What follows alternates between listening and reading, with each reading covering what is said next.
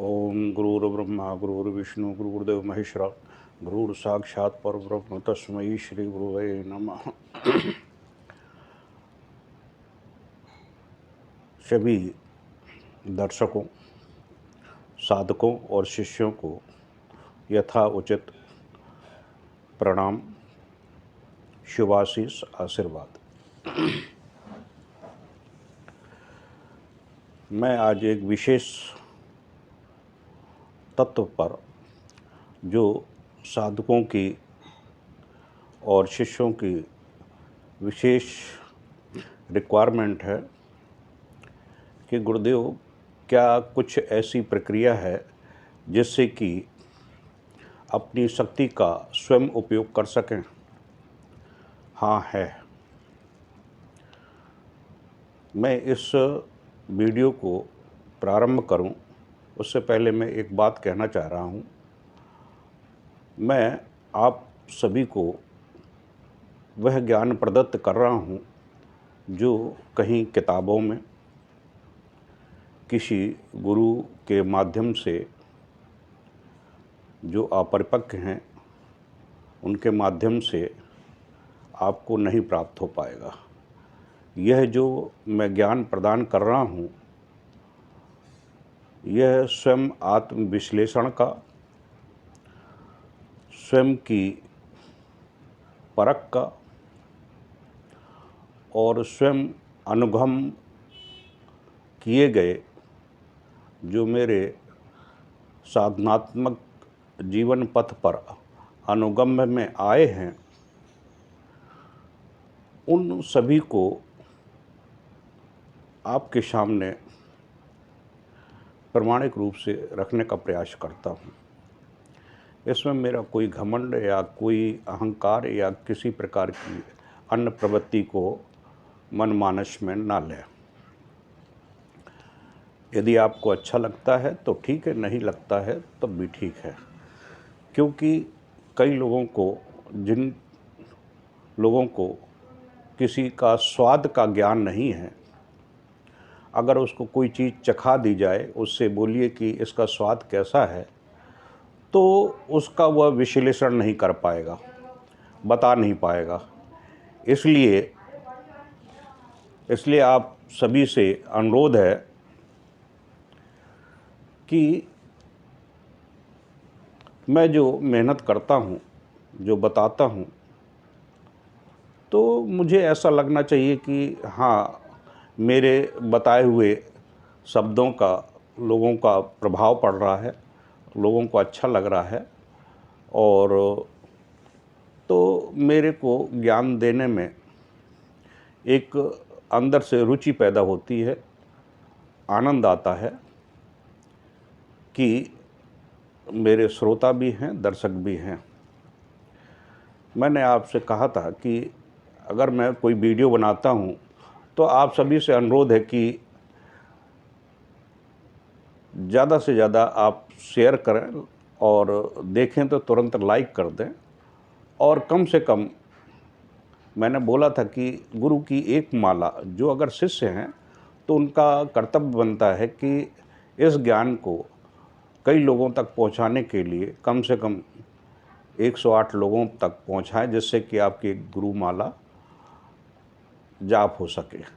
भले उनको पसंद ना आवे, फिर भी आप उनको प्रेरित करिए कि इस वीडियो को देखिए, आपको कुछ ज्ञान प्राप्त होगा।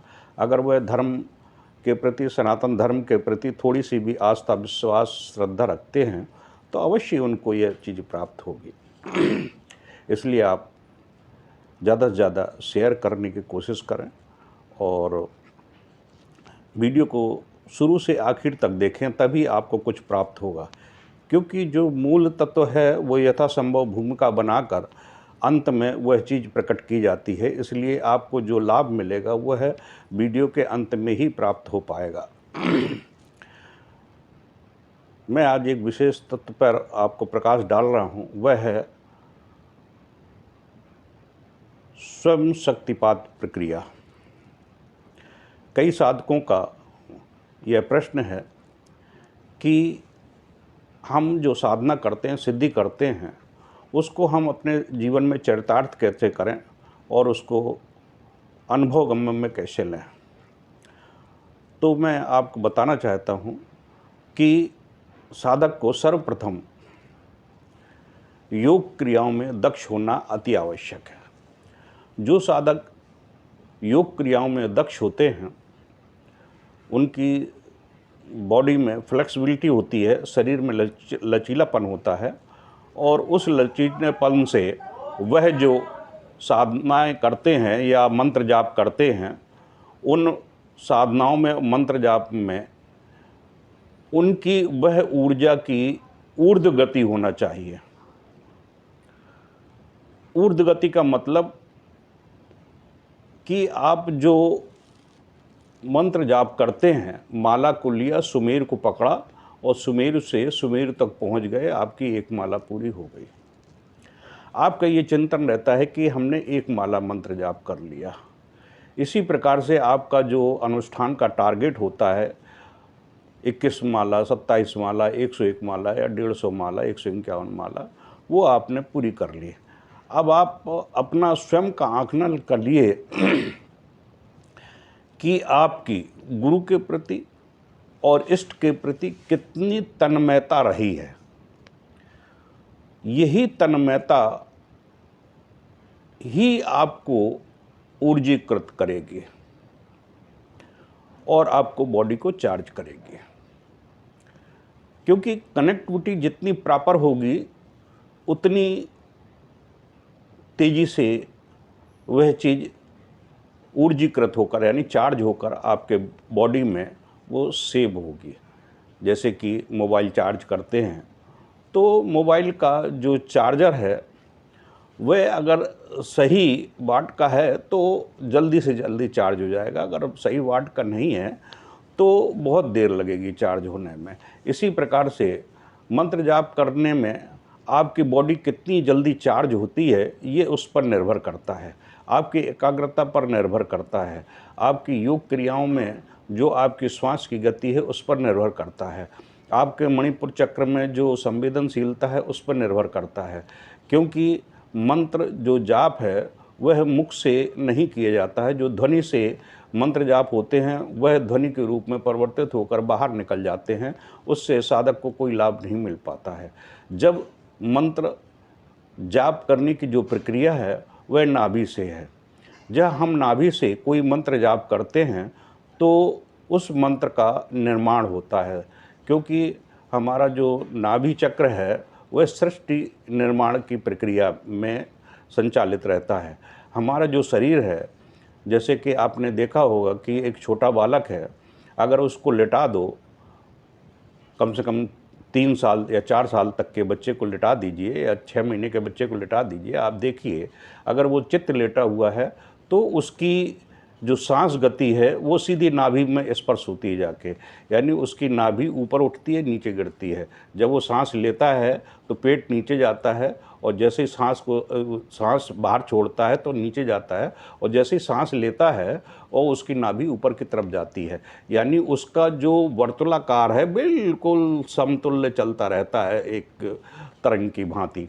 और वह जब नाभि में जाता है तो उसके शरीर का निर्माण होता है, सृष्टि का निर्माण होता है, मतलब शरीर का विस्तार होता है। और धीरे धीरे वह विस्तार प्रक्रिया 13-14 साल के बालक में यह देखी जा सकती है। उसके शरीर का जो विस्तार होता है वह वायु के माध्यम से ही इसी प्रकार से संचरण क्रिया होती है, जिससे शरीर के सभी अंगों में वह खून का दौड़ाव पैदा करता है और संचरण पैदा क्रिया करता है, जिससे कि शरीर के अंगों का विस्तार होता है।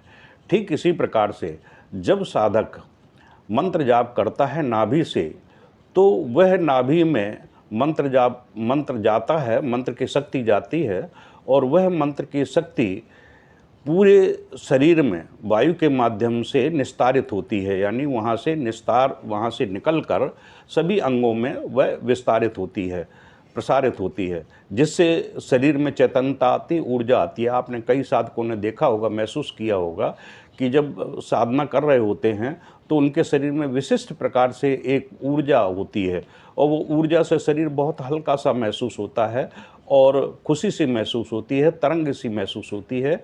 यह वह प्रक्रिया है जब साधक मंत्र जाप करता है तो उसके शरीर में, पूरे शरीर में वायु का निस्तारण हो जाता है, उस बीज मंत्रों का और मंत्रों का निस्तारण हो जाता है, जिससे कि शरीर में ऊर्जा इकट्ठी हो जाती है और वह वहाँ सेव हो जाती है। इस तरह से जब साधक पूर्णता के साथ में मंत्र जाप करते हुए और पूर्ण चैतन्यता के साथ में उस साधना को संपन्न करने की प्रक्रिया संपन्न करता है और टारगेट रखा 1,00,000 का, तो वह प्रतिदिन कोई एक दिन 5% सेव हुआ, एक दिन 10% हुआ। इस प्रकार से जो तन्मयता की स्थिति है वह अगर सुदृढ़ है तो धीरे धीरे धीरे धीरे आकर वह 100 तक पहुंच जाती है। अगर साधना के अंत तक यानी 1,25,000 मंत्र जाप करते समय अगर वह ऊर्जा आपकी सेविंग पॉइंट 100 तक पहुंच गया तो समझ लीजिए साधना सिद्ध हो गई। जैसे कि आप मोबाइल चार्ज करते हैं तो इंडिकेटर आता है कि आप अभी 50% हुई है, अभी 40% हुई है, अब 70% हो गई। जैसे 100% होता है तो आपको ये लगता है कि चार्ज हमारा मोबाइल पूरा चार्ज हो गया। ठीक इसी प्रकार से जब साधक साधना करता है या अनुष्ठान प्रक्रिया करता है तो जब उसकी बॉडी में सेविंग पॉइंट 100 पॉइंट पर पहुंच जाता है, टारगेट अचीव कर लेता है, तो उसको साधना सिद्ध हो जाती है। अगर उसने 1,25,000 मंत्र तो जाप कर लिए लेकिन उसका जो चार्जर पॉइंट है वह चार्जर पॉइंट वीक रहा, यानी ध्यान की प्रक्रिया उसकी सही ढंग से नहीं लगी, मंत्र में उसका समर्पण सही नहीं रहा, गुरु के प्रति आस्था नहीं रही, इष्ट के प्रति आस्था नहीं रही और मन में जो विचलन अवस्था रही वो बहुत ज़्यादा रही। परिणामतः वह जो चार्ज का सेविंग पॉइंट है वह डाउन रहा। नतीजन ये होता है मंत्र जाप तो 1,25,000 मुँह से जाप कर लिए लेकिन जो चीज़ अचीव होना चाहिए थी वो उससे वंचित हो रह गया। इस प्रकार से वो चार्ज नहीं हो पाता है। तो मैं वही प्रक्रिया समझाने जा रहा था कि स्वयं शक्तिपात की प्रक्रिया, स्वयं शक्तिपात की प्रक्रिया में यह पॉइंट बिल्कुल स्पष्ट है कि जब साधक अपने अचीवमेंट को 100 डिग्री तक ले जाता है, यानी कि उसका जो सेविंग पॉइंट है 100 डिग्री तक हो जाता है, उसके परिणाम हैं वो कैसे महसूस करे कि हमारा 100 डिग्री सेंटीग्रेड हो गया। आप देखिए जिस समय आप साधना करते हैं उस समय एक विशेष आपके मन में उत्साह पैदा होता है कि हमें ये साधना करनी है। जब उत्साह पैदा होता है तो आप साधना में बैठ जाते हैं। सभी तंत्र की जो विधियां हैं उनको स्पष्ट करते हुए, यानी उनको संचालित करते हुए, क्रियान्वित करते हुए आप साधना में बैठकर मंत्र जाप करना शुरू कर देते हैं। जब मंत्र जाप करते हैं तो आपकी मन में जैसे जैसे मंत्र जाप करते जाएंगे आपके मन में प्रसन्नता चैतन्य होती चली जाएगी। ऊर्जा प्रसन्नता से मालूम पड़ जाती है कि हमारी ऊर्जा कितनी सेव हुई। यदि आप जैसे कि पूजा करके उठते हैं तो आपके शरीर में थकावट नहीं होना चाहिए, बेचैनी नहीं होना चाहिए और किसी प्रकार की घबराहट नहीं होना चाहिए और उसके प्रति लगाव होना चाहिए, प्रेम होना चाहिए उस मंत्र के प्रति और उस इष्ट के प्रति। जितना आपका प्रेम, लगाव, आपका भाव उसके प्रति जितना समर्पित होता चला जाएगा उतना आपको लाभ मिलता चला जाएगा। जैसे कि मिसाल के तौर पर आपने किसी से बोल दिया कि मैं तुम्हें बहुत प्यार करता हूँ, तो एक प्यार करने की प्रक्रिया यानी कि कहने की प्रक्रिया में एक अलग अंतर होता है। प्यार कभी दर्शाया नहीं जाता है, प्यार अपने आप बोलता है, अपने आप प्रकट होता है। प्यार हमेशा आँखों से, चेहरे के भाव से प्रकट होता है। आपने ये देखा होगा कि जब किसी को दुख होता है, तकलीफ़ होती है, तो उसका चेहरे का भाव अपने आप में प्रकट कर देता है कि और उसकी आँखों से यह मालूम पड़ जाता है इसको कष्ट है, इसको दुख है, इसको तकलीफ़ है। उसके चेहरे के भाव अपने आप प्रकट हो जाते हैं। ठीक इसी प्रकार से जब प्रसन्नता होती है तो प्रसन्नता में उनके चेहरे का भाव और आँखों के भाव अपने आप प्रकट हो जाते हैं, चेहरे पर प्रसन्नता अपने आप झलकना शुरू हो जाती है। तो देखने वाला दूर से व्यक्ति अपने आप समझ जाता है कि यह इसके अंदर दुख था तो ये भाव थे, इसके अंदर सुख के भाव आए तो ये चीज़ प्रकट हो रही है। इसी प्रकार से प्यार के भाव होते हैं। जब कोई किसी के प्रति प्यार में लगाव होता है तो उसके सुख के आंसू अपने आप में निस्तृत होना शुरू हो जाते हैं, निकलना शुरू हो जाते हैं और चेहरे पर एक सौम्यता, सरलता और एक अजीब सा एक ओज अपने आप प्रकट होना शुरू हो जाता है। जैसे आपने योगी, तपस्वी या उच्च कोटि के साधकों को देखा होगा, वो कोई क्रीम पाउडर या वगैरह नहीं लगाते हैं या किसी प्रकार से नहीं कोई श्रृंगार करते हैं, फिर भी उनके आँखों में अपने आप एक तेज झलकता है, उनके चेहरे पर एक नूर झलकता है, एक चैतन्यता आती है, चाहे वो 70 साल का हो या 80 साल का हो या 50 साल का हो या 30 साल का हो। आम जो व्यक्ति हैं, आम व्यक्तियों से उनके चेहरे की एक झलक अलग दिखाई देती है और उनके अंदर वो झलक जब किसी इष्ट के प्रति श्रद्धानत होती है तो उनके भाव अलग प्रकट होना शुरू हो जाते हैं। इसी प्रकार से साधक जब अपने इष्ट के प्रति बिल्कुल निमग्न होकर उनके प्रति अपने आप को समर्पित करते हुए उसके प्यार में खो जाता है, जब खो जाता है तो चेहरे के भाव अलग दिखाई दे जाते हैं। और आपको मैं एक गोपनीय रहस्य बता दूं कि साधक का केवल अंकन आँख के माध्यम से होता है, आँख उसका तराजू होता है। इसीलिए मैं साधक चयन प्रक्रिया में यह बात कहता हूँ, आप सभी को मालूम होगा कि आइस क्लियर होना चाहिए, क्योंकि आँख दर्पण होती है, आँख पूरे शरीर की तराजू होती है। सुख है, दुख है, तकलीफ़ है, आनंद है, ऐश्वर्य है, जो कुछ भी है, और आपके जो नित्य कर्म में शुभ कर्म हैं, पाप कर्म हैं, जो भी हैं, सब आँखों में झलकते हैं, आँखों के माध्यम से वो पकड़े जाते हैं। यह एक समझ लीजिए गुप्त कैमरा है आपका, जो आपके दोनों नेत्र हैं वो गुप्त कैमरे हैं। इन गुप्त कैमरों में वो सारे रहस्य छुपे होते हैं जो आपने जीवन से लेके अब तक किए हैं।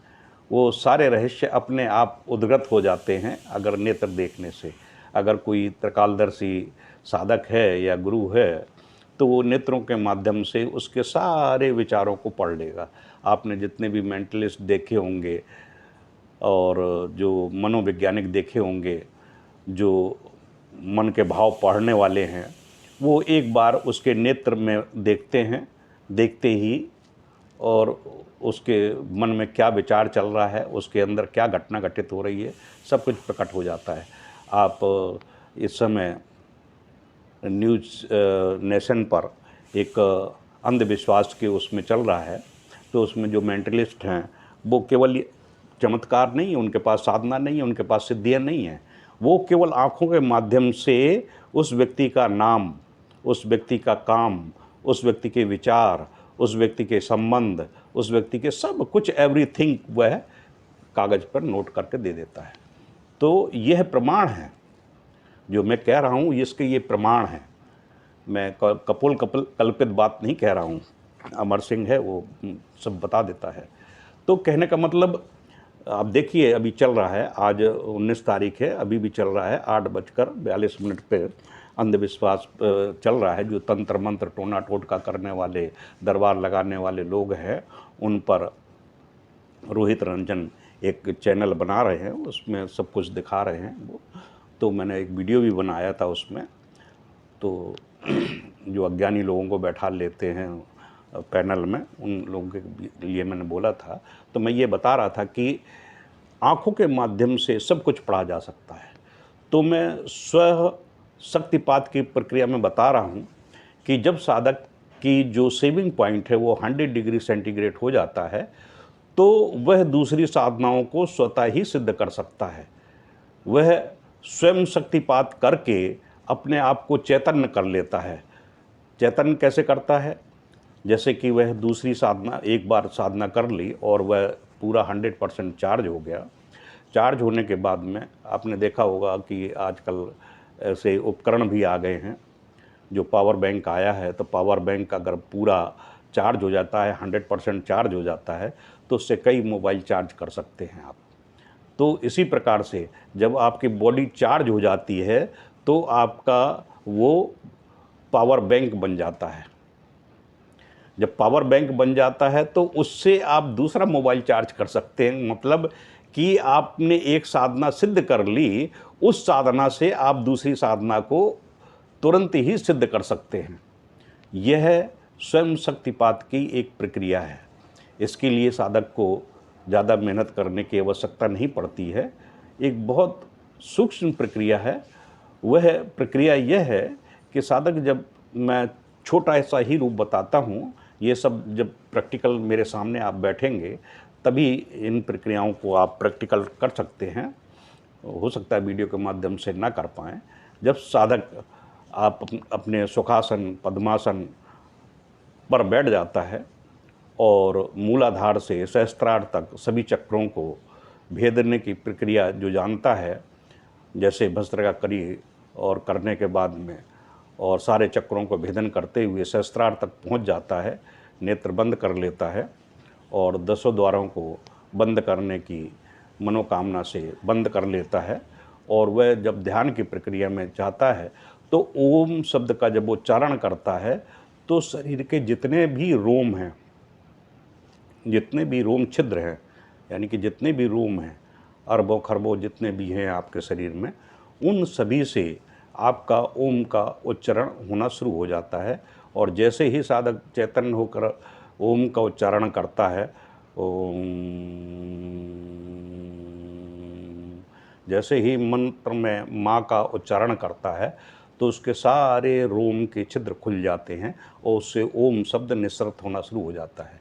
जब ओम शब्द निःसृत होना शुरू हो जाता है तो इस ब्रह्मांड में जितने भी ध्वनियाँ उत्पन्न हो रही हैं वो सभी ओम में के आकार की हैं, सब ओम से युक्त हैं, सब ओम का ही उच्चारण करती हैं। जितनी भी ध्वनियाँ हैं, आप अगर सही ढंग से सुने तो जब हमारी ध्वनि जाती है तो इस ब्रह्मांड में जो कुछ भी है वह ओम से युक्त है।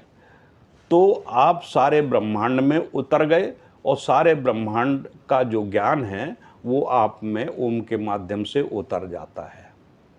इस प्रकार से कहा गया है, अहम ब्रह्मास्मि द्वितीयो नास्ति, मैं ही ब्रह्म हूँ, दूसरा कोई है नहीं, मैं सारे ब्रह्मांड में व्याप्त हूँ, सारा ब्रह्मांड मुझ में व्याप्त है। कृष्ण ने गीता में ये बिल्कुल स्पष्ट रूप से कहा है। और यही चरितार्थ है, यही साधक की एक परमहंस की स्थिति है कि जब साधक सारे ब्रह्मांड को अपने शरीर में स्थापित कर लेता है तो वह स्वयं शक्तिपात की प्रक्रिया में सन्निहित हो जाता है।